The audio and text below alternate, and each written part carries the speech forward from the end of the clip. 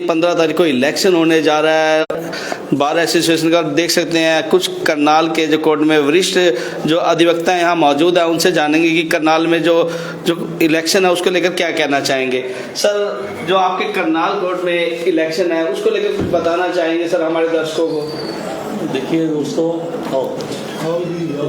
करनाल बार में हर साल चुनाव होते हैं और चुनाव के अंदर तकरीबन 5 जो है पोस्ट होती हैं हमारे। एक तो प्रेसिडेंट की होती है, एक वाइस प्रेसिडेंट की, एक जनरल सेक्रेटरी होता है, जॉइंट सेक्रेटरी होता है और कोषाध्यक्ष यानी ट्रेजरर होता है। तो 5 सीटों के लिए अक्सर जो है चुनाव जो है लड़ा जाता है।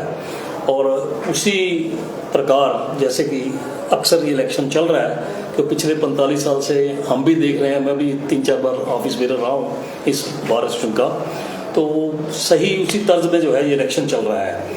तो इस बार भी इलेक्शन जो है बड़ा रोचक होने जा रहा है। ऑल्दो प्रेसिडेंट के लिए मात्र 2 ही जो अपना कैंडिडेट्स हैं फील्ड के अंदर, एक मिस्टर संदीप चौधरी हैं जो मौजूदा हमारे प्रधान हैं, और एक मिस्टर चांदवीर मडान जी हैं। और चांदवीर मडान जी भी पहले इस बार को बतौर प्रधान जो है अपनी सेवाएं दे चुके हैं। तो 2 ये प्रधान की पोस्ट हैं। और मैं समझता हूँ कि इसी प्रकार जनरल सेक्रेटरी का ये भी एक बड़ा महत्वपूर्ण इलेक्शन होता है, जिसके अंदर हमारे बार के अंदर इस बार जो है एक मिस्टर नवीन कुमार राणा है और एक मिस्टर पुनीत चौधरी हैं जो मेरे इस वक्त नॉलेज में हैं। बाकी मेरे साथियों को पता होगा जो ये जनरल सेक्रेटरी के इलेक्शन के लड़ रहे हैं। और तीसरा एक इलेक्शन जो है प्रधान के बाद उप प्रधान का होता है। उप प्रधान का इलेक्शन के अंदर भी काफ़ी जो कैंडिडेट्स हैं इस बार मैं देख रहा हूँ। सर, एक टक्कर बड़ी जबरदस्त रहेगी इस बार। देखिए, मेन टक्कर तो हम जो देखते हैं प्रधान के इलेक्शन के अंदर होती है। कंटेस्ट बड़ा ही रोचक रहेगा क्योंकि दोनों ही प्रधान पद से जो हैं दावेदार हैं, दोनों ही प्रधान रह चुके हैं। अभी एक मौजूदा है और एक पहले साबका हैं। तो दोनों ही, मैं ये भी कहूँगा अपनी ओर से कि बड़े एक ऑनेस्ट कैंडिडेट्स हैं, दोनों ईमानदारी से काम करने वाले व्यक्ति हैं दोनों।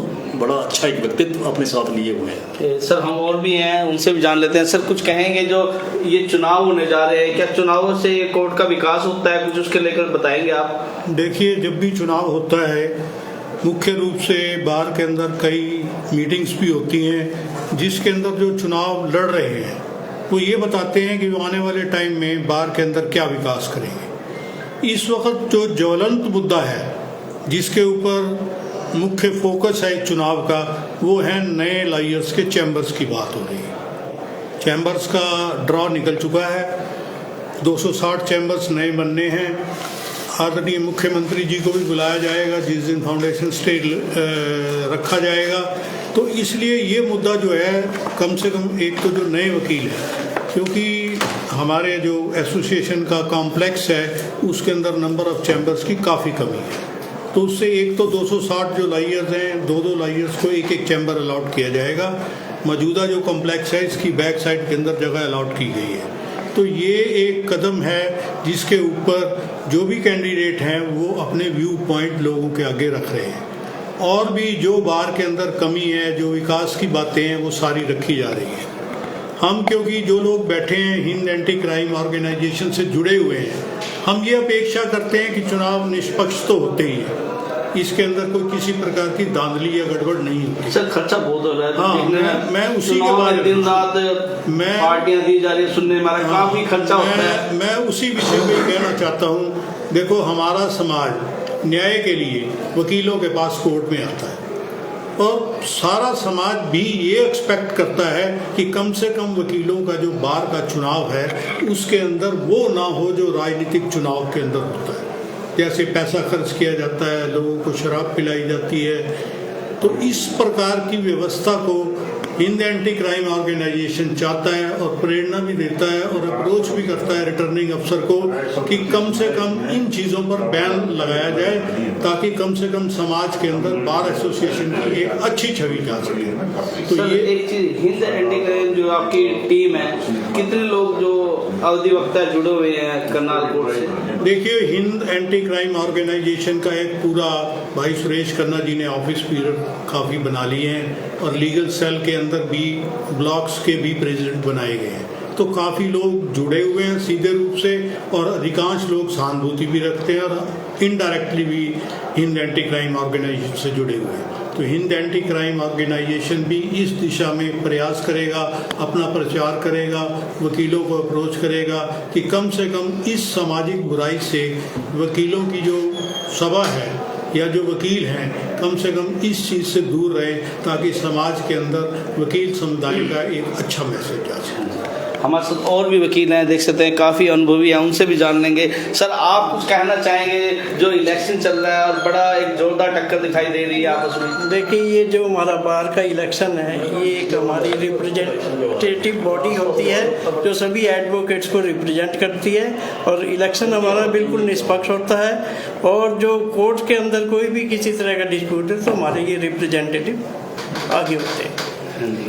ये सर कुछ कहना चाहेंगे? क्योंकि अधिवक्ता काफ़ी अनुभवी होते हैं, उनको अच्छा ज्ञान होता है, किताबों का ज्ञान है, तो वो अपने जो नेता हैं अच्छे नेता भी चुनते हैं। हाँ बिल्कुल, जैसे खन्ना अपने हमारे सुरेश खन्ना जी ने और रंगत चौधरी जी ने बताया है, ये चुनाव बड़ा रोचक होने जा रहा है, क्योंकि दोनों ही कंटेस्टेंट जो हैं काबिल हैं, ईमानदार हैं। तो देखते हैं कि कौन आगे आता है। और इसके साथ मेरा अपना विचार है कि जैसे ये 1 साल का पीरियड बीतते हुए पता भी नहीं लगता, तो ये पीरियड ज़रूर एक्सटेंड होना चाहिए। तो इसके ऊपर भी एक ये इशू मेरे ख्याल में, मेरे विचार में से ये आना चाहिए कि 1 साल, हम तो 1 साल बीतते पता नहीं लगता और फट इलेक्शन आ जाता है। यानी पता नहीं सर, चुनाव जल्दी आ जाते हैं कुछ बार एसोसिएशन के, उसको लेकर कुछ बताएंगे आप? जल्दी आ जाते हैं 12 एसोसिएशन, 1 साल का पीरियड है ना। 1 साल जल्दी नहीं होते सर? नहीं, 1 साल तो जल्दी, क्योंकि इतना खर्चा हो जाता है, फिर चुनाव आ जाते हैं। खर्चा तो जैसे बताया हमारे चौधरी साहब ने कि खर्चा कम होना चाहिए, ये भी एक हम प्रचार हो रहा है यहाँ पर, क्योंकि ये बुराई जो है एक किस्म की ये बुराई है इस जो है 12 एसोसिएशन में। तो ये खर्चा कम करने का भी है, यानी कम खर्चा और विकास ज़्यादा हो। यस, अभी चैम्बरों की काफ़ी ज़रूरत है, वकील ज़्यादा हो गए हैं। चौधरी साहब ने काफ़ी, हमारे नरेंद्र चौधरी जी ने बड़ा एक्सप्लेन किया है, चैम्बर्स की कमी है। तो काफ़ी इसमें काफ़ी देर से प्रैक्टिस करने वाले, उनके पास भी चैम्बर्स नहीं है। तो अभी चैम्बर्स का भी ये जो है बहुत जल्दी। सर हाँ जी, और भी देख सकते हैं वकील हमारे साथ सर हैं। सर कुछ कहेंगे जो इलेक्शन होने जा रहा है? हाँ जी, तो इसमें यही है कि कुछ कंक्रीट सजेशंस आएंगे, और क्राइम और उसके बारे में, जैसे आजकल ड्रग्स के बारे में चला हुआ है कि भाई हरियाणा भी टॉप कर रहा है ड्रग्स की वजह से, यहाँ सुसाइड रेट्स बहुत ज़्यादा है। तो इन चीज़ों को लेके हम कुछ न कुछ ऐसे स्टेप्स जरूर लेंगे। जो नेता खड़े हैं, जो प्रेसिडेंट वगैरह के लिए, उनके लिए नहीं, मैं तो अपनी ऑर्गेनाइजेशन के बारे में बात कर रहा हूं। आप इलेक्शन की बताएं सर। जो इलेक्शन है उसके बारे में जानकारी हमारे दर्शकों के दें। जो बार एसोसिएशन के इलेक्शन होते हैं काफ़ी बड़ा रोचक होता है, हर साल होते हैं, और इस बार भी टक्कर ज़्यादा ज़बरदस्त दिखाई दे रही है, उसको लेकर। देखिए, डेमोक्रेसी है, डेमोक्रेसी में हर आदमी का अधिकार है कंटेस्ट करने का, और हर आदमी का राइट है टू वोट। तो इसमें ट्रांसपेरेंसी का तो यही है कि तो वो अपनी मन मर्जी से ऐसे कैंडिडेट्स को चुने कि जो फॉरवर्ड लुकिंग हो, और उसके वकीलों के इंटरेस्ट को वॉच करे, क्लाइंट्स के बारे में सोचे, बेंच और क्या अपने बार के बारे में एक अच्छा कोऑर्डिनेशन, कोऑपरेशन, कम्युनिकेशन बना के रखे। तो यही होना चाहिए इलेक्शन, जो कैंडिडेट्स हैं प्रधान के लिए, या दूसरे जनरल सेक्रेटरी है और वाइस है, कि ऐसी सोच बना के चलें जिसमें अच्छे से अच्छा काम हो सके। और खासकर सीनियर एडवोकेट्स, जूनियर एडवोकेट जो अभी नए लड़के आए, उनके बारे में सोचे, सीनियर्स के बारे में सोचे, और कोर्ट क्राफ्ट के बारे में ट्रेनिंग दे, अच्छी अच्छी बातें करें, जिससे एक अच्छे स्टैंडर्ड की तरफ ले जाया जा सके। सर आपका नाम बताएंगे एक बार? एडवोकेट सुखबीर त्यागी। दोस्तों देख सकते हैं काफ़ी अनुभवी देख सकते हैं वकील है, और साथ में और भी हमारे साथ वरिष्ठ देख सकते हैं अभिवक्ता है, उनसे भी जान लेते हैं। सर आप कुछ कहना चाहेंगे चुनाव का अनुभव को लेकर? मैं ऐसा था 97 में वाइस प्रेसिडेंट रहा हूँ और मुझे भी इस पद पे रहने का मौका मिला है। ज़्यादातर जो समस्याएं हैं वकीलों की जो वकीलों से जो जुड़ी हुई हैं वो इनकी देखो, एक तो सफाई व्यवस्था अच्छी होनी चाहिए। बिल्डिंग हमारी बनी है, इसके अंदर सफाई का अच्छा प्रोग्राम हो, वेलफेयर स्कीम भी होनी चाहिए जिससे कि जो बुजुर्ग वकील हो जाते हैं उनकी हेल्थ के बारे में भी ज़रूर होना चाहिए। मैं तो ये अपना सुझाव दूंगा कि जो भी हमारी बॉडी बनती है उनको इन चीज़ों का और यंग ब्लड को काम के लिए ज़्यादा वो किया जाए, प्रेरित, बजाय के इधर उधर जो खर्चे हैं जो हो रहे हैं आजकल इलेक्शन के अंदर, वो नहीं होने चाहिए। यहाँ इलेक्शन साफ सुथरा होना चाहिए, पढ़े लिखों का इलेक्शन है और यंग ब्लड की ज़्यादा वेलफेयर के लिए उनके प्रोफेशन के प्रति एक वो होना चाहिए, काफ़ी कोऑपरेशन होनी चाहिए। बीच में डिबेट्स लगाए जाएं, अच्छी शिक्षा दीक्षा दी जाए, अच्छा उनको वकील बनाया जाए ताकि जुडिशरी में जा सकें, अच्छे अफसर बन सकें हमारे करनाल से। वैसे भी करनाल ने हाई कोर्ट के कम से कम 20 जज दिए होंगे। करनाल बार हरियाणा की बार में सबसे नंबर 1 बार है और सबसे इंटेलिजेंट वकील ही करनाल बार में है। करनाल में सबसे ज्यादा जी इंटेलिजेंट वकील हैं, बहुत अच्छे वकील हैं। नहीं, इंटेलिजेंट जो सबसे ज्यादा करनाल में है, जो कह रहे हैं आप जज हैं, करनाल कोर्ट ने दिए, करनाल से गए हैं बढ़ के हाई कोर्ट में, सुप्रीम कोर्ट तक गए हैं। हमारे मिस्टर बाली साहब थे और भी काफी जज हैं हमारे यहाँ जो रहे हैं। चौधरी नवाब सिंह भी रह के गए हैं, यहाँ एडीजे थे, फिर वो बने, वैसे रहने वाले अम्बाला के हैं। तो मैं तो ये चाहता हूँ कि एक ऐसा एनवायरनमेंट बनाया जाए जो यहाँ वकील हमारे हैं अच्छी से अच्छी ट्रेनिंग लें और उसके बाद जुडिशरी में जाएं, किसी अच्छे काम पे जाएं। प्रधानों का ये कर्तव्य बनता है कि नए वकीलों को अच्छी तरीके से गाइड करें, उनको प्रेरित करें और प्रोफेशन के प्रति उनका इंटरेस्ट अच्छे कार्य के लिए ही बनाया जाए।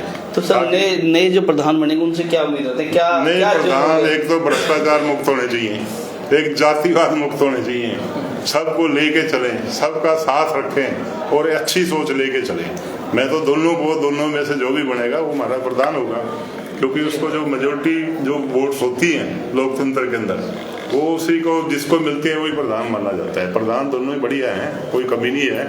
बाकी ये जरूर हम अपेक्षा करते हैं कि उनका कार्यकाल इतना अच्छा होना चाहिए, खासतौर पर जो चैम्बर बनने जा रहे हैं वो एक बढ़िया चैम्बर बनाए जाएं और जल्दी से जल्दी कार्य कराया जाए, जल्दी से जल्दी मुख्यमंत्री को बुला के इस कार्य को सिरे लगाएं। अगर ये कार्य बीच में लटक गया तो इन प्रधान बनने का इनका कोई फायदा नहीं, फिर तो हम लोग जैसे बैठे हैं पहले से दुखी हैं तो दुखी।